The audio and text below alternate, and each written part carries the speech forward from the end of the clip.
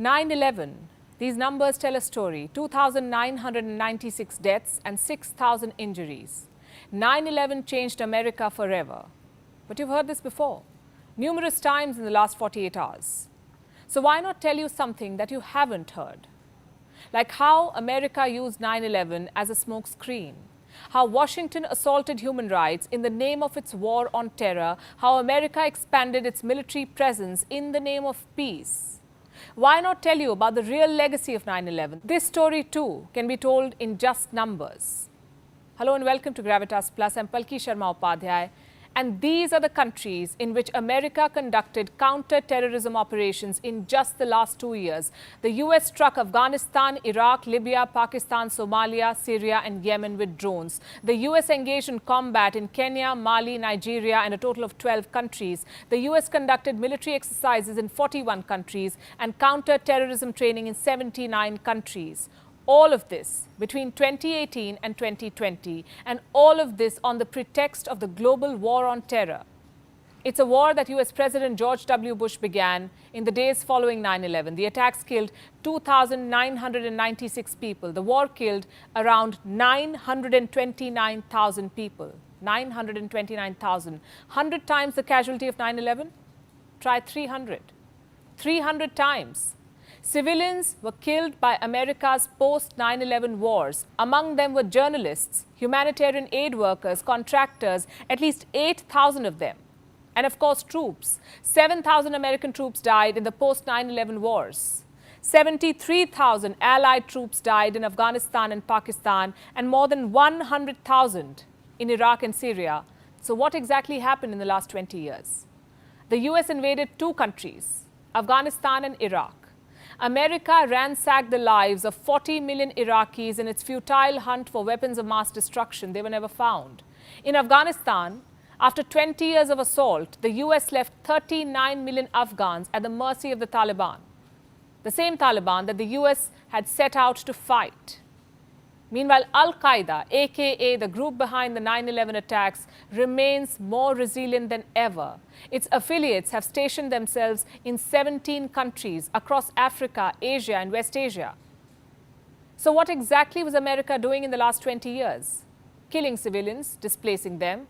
American presidents waged wars on constitutional checks and balances, fighting human rights at home, and of course furthering their agenda in the name of the war on terror. Let's look at the collateral damage. America's post-9/11 wars killed 335,000 civilians in 5 countries: Iraq, Afghanistan, Syria, Pakistan and Yemen.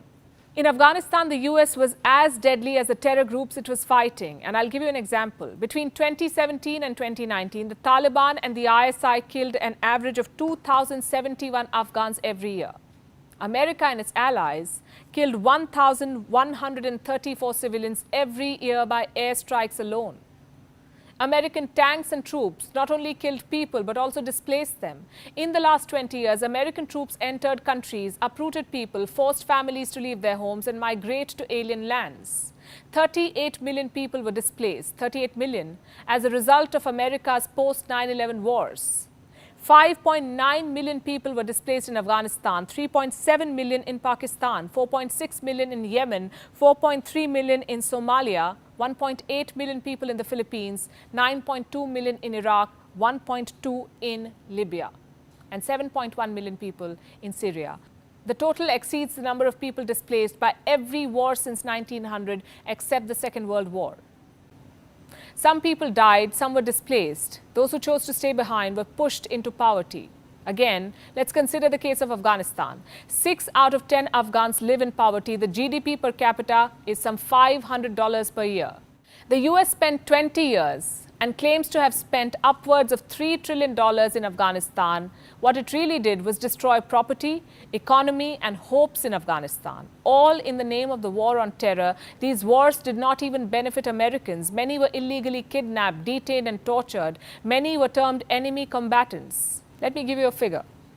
At least 720,000 people were put on a no-fly list. What for? Random reasons. Senator Ted Kennedy once found himself featured on the list. while the real perpetrators of 9/11 found themselves without any sentence. Did you know that the mastermind of the attacks, Khalil Sheikh Mohammed and 4 others, are still undergoing trial in the US? It's been 20 years, 15 since the 5 of them arrived at America's Guantanamo prison. Tell me one thing. How does the state respond to a crime? By bringing the perpetrators to justice, right? America did wage a war, but forgot to try the perpetrators. George Bush knew where Osama bin Laden was. He chose to invade Iraq instead, not Pakistan. Barack Obama then had Osama bin Laden killed just in time for re-election.